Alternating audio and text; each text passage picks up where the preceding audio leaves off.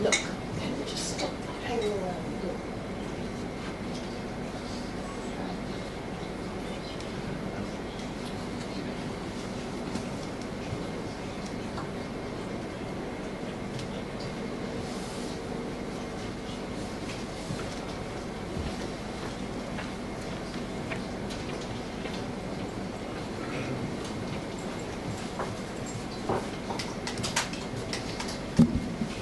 Good morning. Thank you all for coming at short notice, and the sign of all of you are here, both in quantity and, dare I say it, in quality, is a sign of the importance of the announcement which is being made today. We like to provide you with timely events of policy exchange, and no more timely announcement than this by Secretary of State for Digital, Media and Culture. Just want to say a particular personal word of thanks to Nikki for your friendship through the years. Some of the most important announcements we made at Secretary of State for Education on Ofsted and other matters, and also latterly as Chair of the Treasury Select Committee, have been done here. So thank you for that. Thank you for coming, and I know everyone will look forward to hearing what you have to say. Usual House rule, no question too outrageous afterwards in the Q&A. You just have to state your name and organisation first. So thank you, Nikki. Look forward to hearing what you have to say.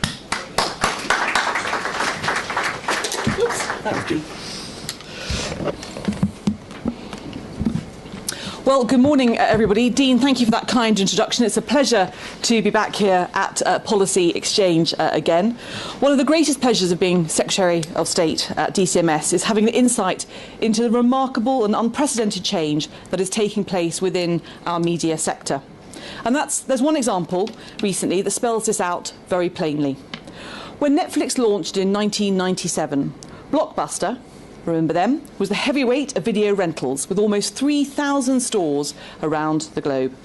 And although the Netflix mail-order delivery model had some success, Blockbuster remained dominant. And so 3 years later, when Netflix came to Blockbuster and proposed a $50 million merger offer, Blockbuster felt confident in turning them away. Now Netflix is worth $65 billion, 1,300 times the offer they made to Blockbuster at the start of the millennium. And now Blockbuster has gone from thousands of stores to just one, a shop in Oregon which has remained opened as a sort of museum for people who want to see what a video cassette looked like. Now why did this happen? Well, Netflix saw which way the wind was blowing and realised the potential of streaming content. Within months, Netflix went from the fastest growing customer of the US Postal Service's first-class service to the largest source of evening internet streaming traffic in North America.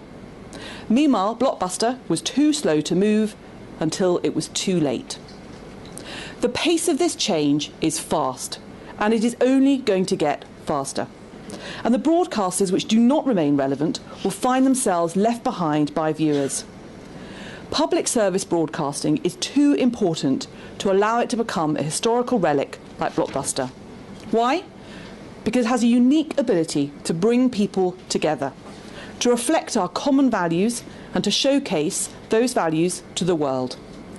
As one of the founding fathers of public service broadcasting, Lord Reith, said upon the creation of the BBC, to reflect, and I quote, all that is best in every department of human knowledge, endeavour and achievement. And let's not also forget, public service broadcasting plays a key role in driving the success of our creative industries. The creative industries are the fastest growing part of the UK economy, with employment growing at twice the national rate. So today I want to talk about the changing media landscape and how to make sure that the BBC and the British broadcasting sector as a whole remains relevant. To do so, we must consider where the sector needs reform, to ensure that it works for our society and our economy and for those who fund it. Now, first I want to outline the importance of the broadcasting sector and the value that we as a government place upon it. The TV broadcasting sector employs 25,000 people, with a further 50,000 in the wider TV production sector. And the broadcasting sector grew by 8% last year, playing a key role in our thriving creative industries. This economic success is due in large part to our vibrant and mixed broadcasting ecology, with the BBC and our public service broadcasting system at its heart. Globally, the BBC is seen as a beacon of British values. It is one of the most recognised and trusted brands, reaching over 400 million people around the world every week. And at home, the BBC can take risks that may not be possible for other more commercial broadcasters. In doing so, it can support the commercial sector with a pipeline of new talent and creativity and open our eyes to issues and experiences we may not otherwise see. It's worth recognising that in 2018 the BBC still spent over 4 times as much on original UK programming as Netflix, Amazon Prime and all of the other subscription streaming services put together.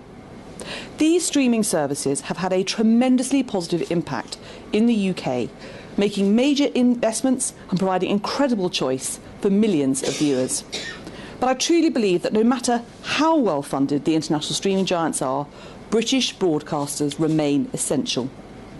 Universal availability means the BBC and other public service broadcasters can still create shared moments that bring the country together, be that through sports coverage, major events, great dramas or documentaries. As the Prime Minister himself said last week, the BBC is a, quote, cherished British institution. Just look at the incredible public response to this year's Gavin and Stacey's Christmas special, which was the most watched TV comedy for 17 years. On Christmas evening, millions of us all sat down to watch the same programme at the same time. So PSBs are best placed to create programming with British viewpoints and identities that meet British audience needs. The sector also has an important part to play in this government's agenda to spread opportunity right the way across the UK, and to transform areas that feel they haven't seen the benefits of positive change in recent years. All of us, politicians, public bodies and broadcasters, need to be able to answer the question, what are you doing to deliver for the whole of the UK, not just those in the capital? Now, ITV currently has half its staff outside London, while Channel 4 is setting up its new national HQ in Leeds, along with new hubs in Bristol and Glasgow, and around half the BBC's spending and half its teams are outside London. Salford has become a thriving broadcasting hub, and Bristol has become the global home of natural history filmmaking. And so I was pleased to see the BBC's announcement that it will increase the proportion of its staff outside London from a half to 2/3 by 2027. And that the BBC is looking to extend its local democracy reporting service, which has recruited 150 journalists to cover what matters to local communities. This will help embed the BBC more deeply in more communities around the country and create programming that reflects and represents the views of all those who fund it. In light of Lord Hall's announcement that he will be stepping down later this year, I would like to take this opportunity to thank him for his service at the helm of the BBC in recent years. Now, it's not an original observation that media likes nothing more than talking about the media, and so it's no surprise that since Lord Hall announced his departure, the media has certainly enjoyed speculating on the challenges facing the new Director General. And yes, I'm sure that there will be some thorny issues waiting for them in their in-tray, but they've got some fantastic opportunities too. The chance to guide one of our most significant organisations in a new decade and transform the BBC to meet the demands and expectations of the changing media landscape. Now, this appointment is a decision for the BBC board, not for politicians, and I'm looking forward to hearing what that decision is later this year. Now, as I said earlier, the media landscape is changing.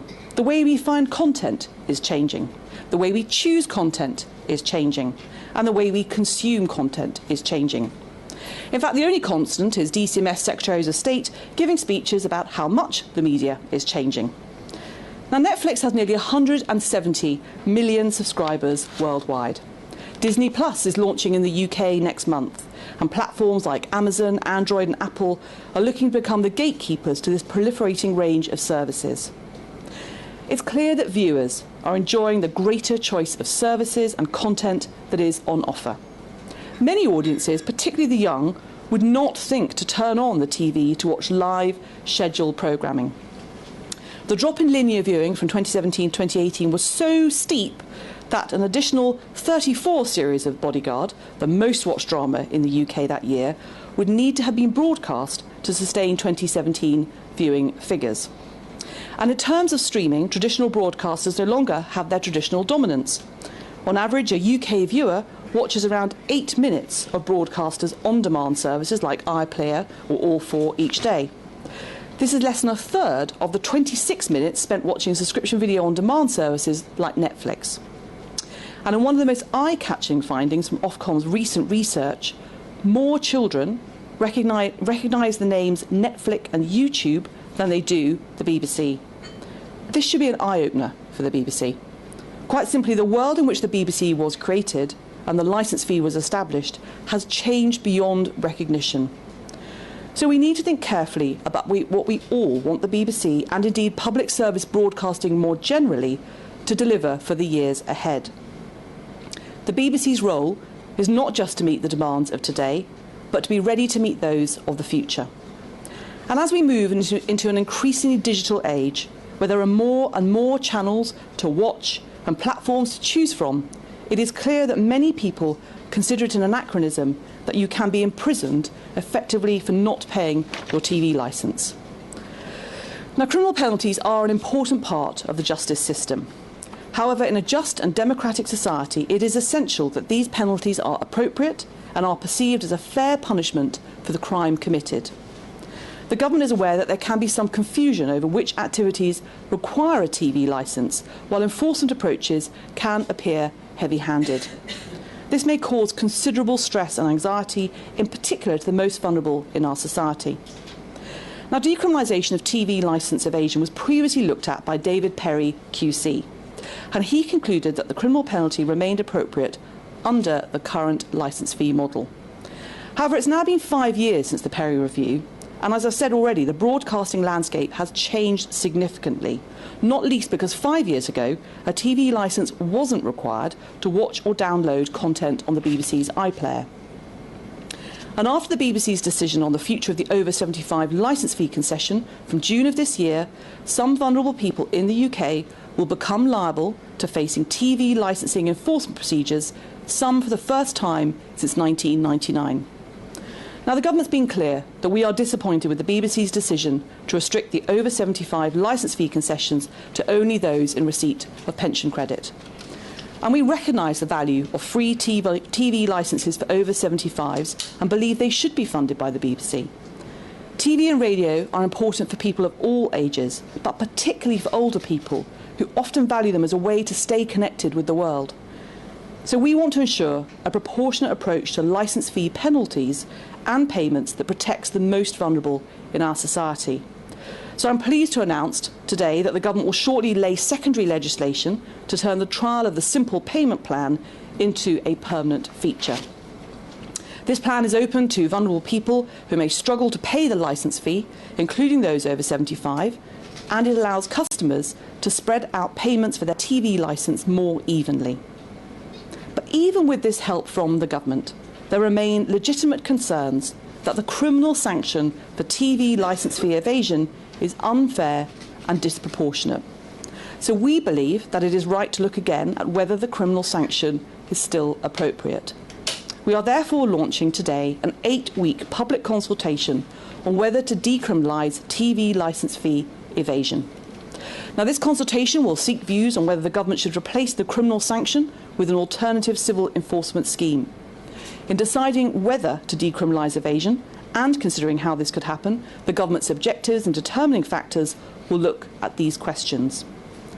Would an alternative, non-criminal enforcement scheme be fairer and more proportionate? What the cost is and how difficult it would be to implement any alternative scheme? What is the potential impact on licence fee payers, particularly the most vulnerable? And what is the overall impact on licence fee collection? Decriminalisation of TV licence fee evasion would almost certainly have an impact on BBC funding. So if we decide to take this forward, it is right to consider that impact in the context of the overall licence fee settlement. We will begin negotiations on that later this year. The The settlement and any move to decriminalise licence fee evasion will not enter into effect until April 2022. This new settlement is one of the ways in which the government will ensure the BBC delivers value for money for licence payers in the coming years. Transparency and accountability to licence fee payers must be at the heart of the BBC's funding model. That is why the government ensured that the current charter required pay transparency for staff earning over £150,000 per year, which has shone a light on overall costs as well as equal pay concerns at the BBC. It's also why, in the 2016 BBC White Paper, the government recognised the importance of greater transparency in the licence fee setting process, and that scrutiny of the BBC's finances should be carried out in an open and accountable way. Now, the government will work with the BBC on this process, and we will set out more detail on the approach to the next settlement shortly. After the negotiations for the next licence fee settlement, the mid-term charter review will take place between 2022 and 2024. This will look at the BBC's governance and regulatory arrangements. And ahead of the next charter review process, we will undertake a detailed look at the future of the TV licence model itself. The licence fee will remain in place for this charter period, which ends in December 2027. However, we must all be open-minded about the future of the licence fee beyond this point. This thinking began with the current charter, which enabled the BBC to consider how alternative funding models, like subscription, could supplement licence fee income. The charter also enabled the creation of a 3-year pilot contestable fund, using up to £60 million of funding from the previous licence fee settlement to create new opportunities for others to provide UK public service content. Now, this pilot fund is in two parts: the Young Audiences Content Fund, making children's TV programming, and the Audio Content Fund for public service radio content. These funds launched in April 2019 and they are performing well. Indeed, today the Audio Content Fund announced that it has made 25 awards in its first year, with over a quarter for regional programmes. This delivers on the objectives set out by the government for the funding to support regional voices. Now, these ideas and reforms will help build up the evidence base for future funding models ahead of the next charter review. These are not easy issues, and they will require some honest and at times difficult conversations. But there is a George Orwell quote etched onto the wall of BBC Broadcasting House that says, "If liberty means anything at all, it means the right to tell people what they do not want to hear." And I am confident that we are going to reach common ground on these issues. After all, we've all got an interest in getting this right and seeing a BBC system that succeeds and thrives along with the public service broadcasting system as a whole. Because the PSB system, including ITV, Channel 4, Channel 5, as well as STV in Scotland and S4C in Wales, provides a wide range of benefits to the UK, to our cultural offer and to our democracy. We would be much less informed and inspired as a society if we didn't have a healthy, pluralistic and universally available PSB system. And it is by far the largest driver of the UK production sector, each year investing around £2.6 billion on original programming, of which around £1 billion is spent outside London. PSBs remain popular with audiences, but PSB business models, including the BBC's, must adapt. The PSB system as a whole must reach audiences wherever they now are. It must support creative industries around the country, and it must provide for viewers of all ages if it is to remain relevant. Now, this will require commercial and technological innovation from the PSBs, and as the world around us changes, our laws and regulations must change too. All across my department's portfolio, we are making sure that the regulatory systems we have in place reflect the changing ways in which people work, live and interact. And as the volume of data online increases exponentially, we're making sure we have the right frameworks in place so people can have control over their data too. As online advertising plays an increasing part in our online experience, we're working to make sure it is fair, accountable and ethical. And our groundbreaking Centre for Data Ethics and Innovation is looking at complex emerging policy issues as diverse as facial recognition technology, deepfakes and bias in algorithms. So, it is time for the legislative underpinning of our PSB system to be looked at too.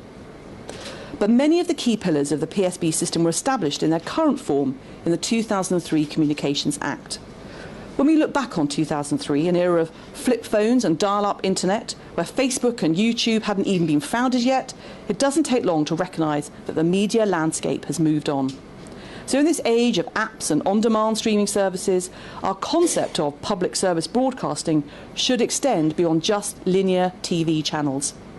And just as is the case when thinking about BBC funding, we must take a fresh and forward-facing look at what we need the PSB system to provide in the future.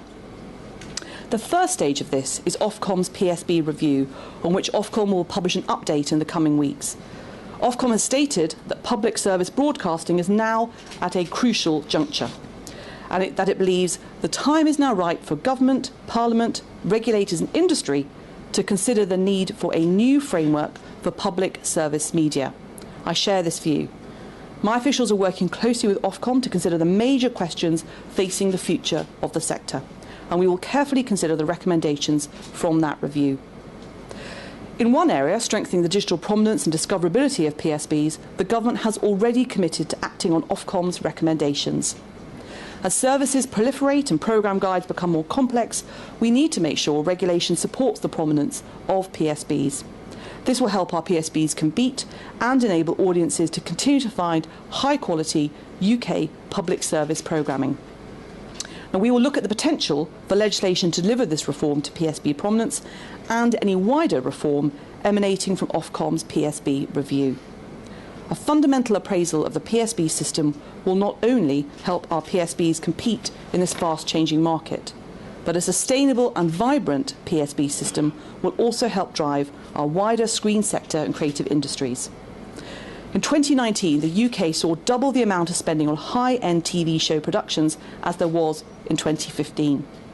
We need the PSB system with a modern and appropriately funded BBC at its heart to help us take advantage of this opportunity and to safeguard and strengthen the UK's world-leading television industry. Ladies and gentlemen, our broadcasters offer a window into the heart and soul of our nation. And our thriving media in the UK shows our creativity, our ingenuity and our commitment to the truth. Our mission as a government is to encourage a varied and diverse media which is well equipped to meet the challenges of the digital age. And the best way to do this is to make sure that the BBC and our PSBs remain relevant, accountable and offer the best possible value and content. And so we make no apology for being bold and ambitious about how we make this happen. Because at times of unprecedented change, as Blockbuster demonstrated, the question of relevance is the most important question of all. Thank you for listening.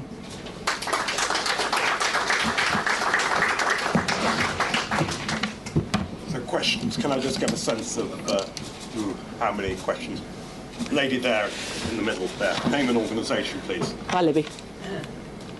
Hi, Libby Wiener, Item News. Secretary, you mentioned the Orwell quote about if liberty means anything, it's letting people tell you what you don't want to hear. In that regard, what do you make of the fact that certain journalists have been banned from civil servant briefings and that certain ministers are told to boycott various television or radio programmes? Well, one of the challenges of being media secretary is not only being in charge of, obviously, broadcasting media overall policy, but it's trying very hard not to comment on relations. So there's always going to be a relationship of mutual benefit, but also mutual some difficulty between, I suppose, media and politicians. I mean, look, Downing Street are very clear that actually the lobby, the system that we had for a long time, has enabled access to both the Prime Minister's speech, for example, this week, but also to all the briefings with the official spokesman. And there's always been a system of some technical briefings, particularly for those on those sort of particularly contentious or tricky issues which need that more detailed briefing. And this is a briefing, as I understand it, with David Frost, who actually is a political appointee, the Prime Minister's chief negotiator. But at the end of the day, I don't think it serves anybody for this as a debate to be continuing. And I hope very much that actually the best thing would be for the co-chairs of the press lobby here in Westminster to sit down with the Director of Communications and to work this out. Because as I say, actually, I think although the media, we all like talking about ourselves, as do politicians like talking about politics and politicians, actually what's needed is communicating clearly to the public about the tricky issues that this government obviously is dealing with. You don't think it's already? I don't think it is. I don't think that's the any kind of a motivation. As I say, I think there's always been a system of technical briefings on particularly technical issues, and that is what was happening. Gentleman there by the window.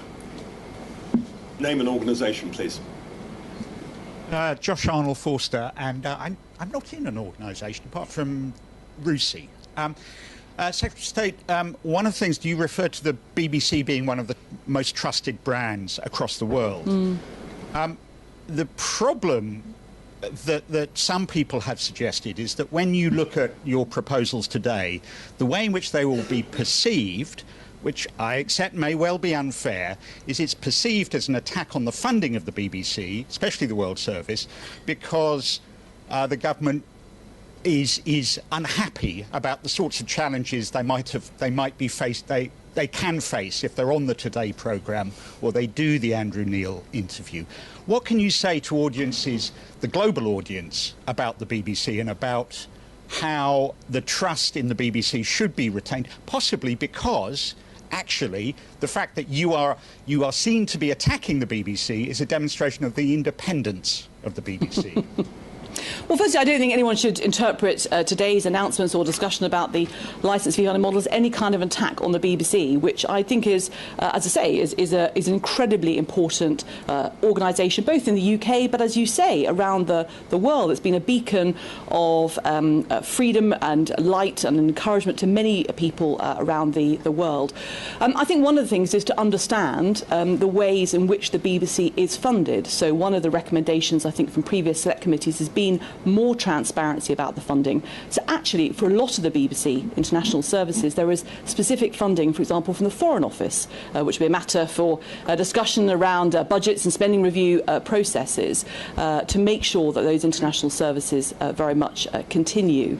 But I do think also, I mean, the lesson over the last couple of years is that if both Parliament but also those in organisations which are long established, including the BBC, don't listen to what people are saying, we will find that we become a cropper, we become more distant. And anybody who has campaigned in recent years, standing on doorsteps, will know there is more and more talk about, why do I pay the licence fee? What do I get for it? And people are saying, as I say, particularly younger generation, they're not consuming services in the way that we would, or our parents or grandparents would, and therefore we do need to look at this funding model. So I hope actually, in a way, we can take out all the perceived things about a tax or undermine all the rest of it. And actually, it is the government's duty, I think, to shine a light on this, not just on other organisations, and say, are we funding this the right way? Is this remaining relevant for the 21st century? Lady there, second row. Name and organisation, please. We'll just wait for the microphone so we can hear your question. My name is Claire Enders, Enders Analysis. My question is actually specifically about the timing that you've outlined. So you suggested that the licence fee settlement for 2022 would begin to be discussed later this year and become effective in 2022. And the change, if there were one, in the status of payment of the licence fee would also occur in 2022. What I don't understand is how you will know later this year, or indeed before, substantially well into 2022 or 2023, what the levels of evasion are likely to be. And they're likely to be very substantially higher than the Perry report suggested, because 4.5 million additional households, the over 75s, will be required to pay the licence fee unless they qualify for a concession. So I'm trying to understand how you will understand later this year, or indeed next year, what the levels of evasion that would be very material, of the order of 300 to 400 million, and how that would work itself into a licence fee settlement that you're thinking about this year. Thank you. Well, thank you very much for the question. As you say, there are, and of course, don't forget there's a longer conversation to be had about the licence fee model itself. The conversation for 2022 is about the level of the licence fee. One of the things that the BBC asked for back in 2015-16 was the ability to increase the licence fee by inflation, and that's exactly what we've seen. We've laid the regulations this week, so the BBC is going to be able to charge from £154 for a colour TV licence to £157 later on this year. I think the figures you've just quoted actually are more than I have heard from the BBC for itself, so I think we will obviously need to look at that. I mean, I think the BBC obviously are quite clear about potential impact. They've named a figure to us. But of course, I also mentioned the simple payment plan, and there's been a pilot of 169,000 people who have used this payment plan, which is much simpler, who are at risk of perhaps evading it, more because they struggle to pay it. And actually what we found with that simple payment plan is it's made a real difference in terms of payments. So I think there is a discussion to be had about whether, in fact, non-payment of the TV licence evasion fine should be criminalised. I mean, criminal sanctions are imposed particularly for behaviour that is damaging to our society. That's why we have a civil enforcement mechanism as well. And I think that is a separate conversation. Obviously, there is a financial conversation that no doubt the BBC and others will want to have with us too. Gentleman there on the far wall. You just wait. Name and organisation, please. John Burt, House of Lords. I have a very great deal of respect for the Secretary of State. All the issues that you raise are legitimate and merit full and proper public debate, but I have bad news for you. The previous gentleman who suggested that this will be seen as an attack on the BBC is correct, as I'm sure you well know. The BBC was founded 100 years ago. In that decade, in the 1920s, two critical things happened. One, the government of the day, Conservative government, threatened to take over the BBC in the general strike. Lord Reith went to speak to the Conservative cabinet. Churchill wanted to take it over. He persuaded a Conservative cabinet not to. That was a critical event which established the political independence of the BBC. The second, both main parties established the BBC under charter, not commercially funded, not state funded. And the essence of the charter, which has more than any other thing helped the BBC over 100 years to develop, as you recognise, into a peerless, though never perfect, institution, whatever your position inside it or outside it. Of course, it must always improve and develop. But the purpose of that charter has been only to enable government to look at the BBC, roughly speaking, at 10, this time 11-year intervals. Last week, Number 10 briefed, as you know, about the next Director General of the BBC. It said it wanted to be involved. It set out What's a your list. Question? What's the I'm question? coming Please, to. no speeches. A question, please. Perhaps you just let me finish the thought. I asked for a question. This is about questions. It calls for others to have a chance to ask questions as time is limited. This week, way outside the charter period, you're instituting a review. This is pretty much unprecedented. Do you accept that?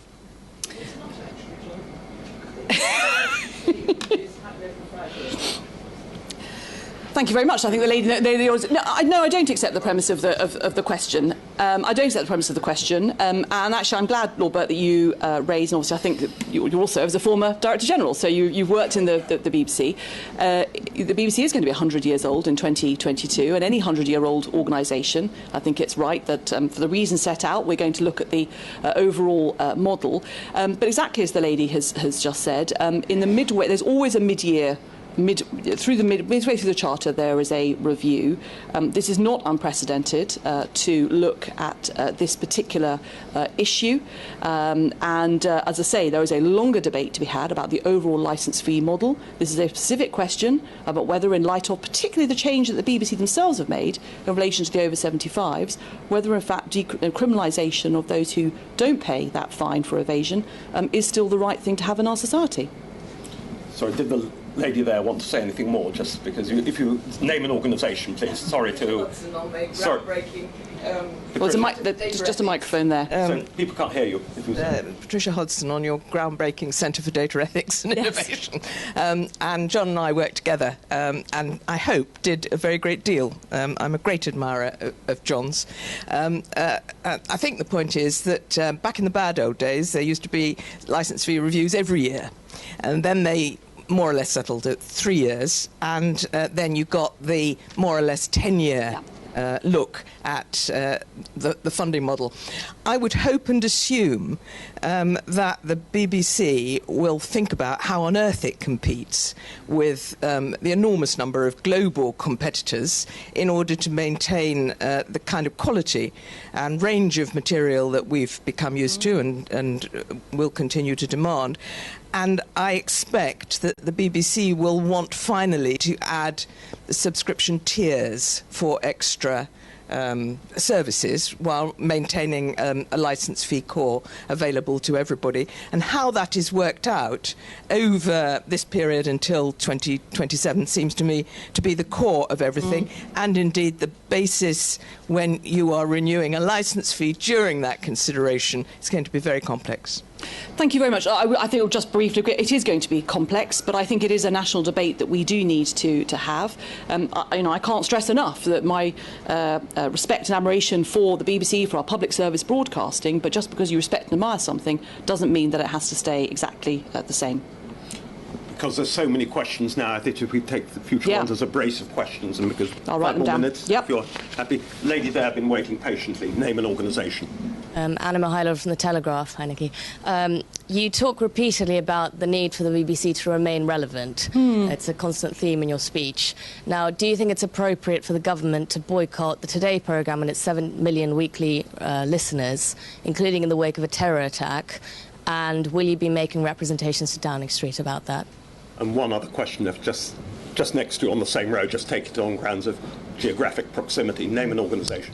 Adam Bienkov from Business Insider. Yeah. Would the government consider changing broadcasting impartiality rules to allow US-style news programming in the UK? Do you want to take them both together? Yeah, no, that's absolutely fine. And all I would say is that we have had everybody who wanted to come here today is extremely welcome. I think obviously there are decisions that are taken elsewhere about which programme, but individual programmes or channels, there is a massive amount of engagement between government ministers and the BBC and different channels, as well as many other, all other broadcasters. It's not that we are not being questioned by broadcasters in terms of relevance. And I think absolutely, a 100-year-old organisation offering high-quality programming with the range and breadth that we see from the BBC, absolutely relevance for all of us has to be a key question, particularly when at the moment people are being asked to pay £154 a year to consume content, and that's been expanded, as I say, thanks to closing the iPlayer loophole in the last few years. Adam, in relation to impartiality, that's not a part of any of the consultation or suggestions. As I say, I think as Lady Hodgson has suggested, it's going to be a complicated set of issues, but it is relating to particularly looking at funding. I've no doubt people want to throw other things in, but that's not on the government's agenda. Well, it's not on our agenda. It's not part of what I'm talking about today or the consultations that I'm expecting.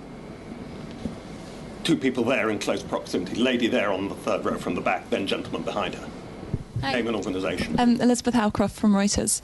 When it came to the Huawei decision last month, you said that there was a market failure when it came to the kind of providers available. What will you be doing to address that and make it so there's more choice? Gentleman behind you. You say Name an organisation, please. Norman Smith, BBC. You say the BBC needs to adapt for the new streaming era. Everyone in the BBC knows that. What I'm not clear about is why you think decriminalising or moving to a civil enforcement scheme in any way assists the BBC in meeting that challenge, because the view within the corporation is it weakens the BBC to the tune of £200 million a year, quite possibly more. In other words, it puts us in a worse place to meet the challenge. And doesn't that just underscore the suspicion that really what is going on here is a bit of a punishment beating for the BBC from a government who resents the attitude of the BBC as they see it during the Brexit referendum and the general election. It's a bit of political payback. Look, let me answer Norman's question first. I utterly refute that last suggestion, and I think, as I said, really in answer to the question over here, if you have to criminalise the non-payment of a licence fee in order for the BBC to say it has the funding to remain relevant, then that would suggest to me there's something wrong with the model. And as I say, we impose criminal penalties as a society on behaviours that we don't want to see, we think are harmful. We don't want to see anybody else to think that they are going to be able to get away with it. The way normally, if you have a fine or a payment of an amount of money that is not paid, it is enforced through a civil penalty system. And as I say, the people, including those over 75, who are now going to be paying the licence fee, I think it is right that actually at this stage we're looking at decriminalisation. But of course, the whole point of having a consultation, it's open for 8 weeks, there's no doubt the BBC and many other people in this room watching online will absolutely be able to have their say to make those points. In relation to the Huawei decision, well, we've had a very we are very determined, as you say, that another provider of 5G equipment is needed in order to provide that resilience to our very important 5G network and 4G network as well, that we want to see across the country. And so my department, working with others across government, will be looking at how we are able to work, and it may well be we have to work with our international allies as well to make sure whether we either get another provider who's operating elsewhere to operate in the UK, or potentially to perhaps have another company that's able to offer that equipment so that we are able to have that resilience in our system. So I can't tell you today exactly what that looks like, but those are the conversations that are happening. I think we're out of time. Okay. No. Thank you. My apologies to anyone we may have disappointed. This will not be our last intervention in this space, so we look forward to welcoming you back. Thank you, Secretary of State. Thank you for questions. Thank you, everyone, for the questions and debate. Look forward to welcoming you back all soon. Thank you, Policy Exchange. Thank you. Thank you.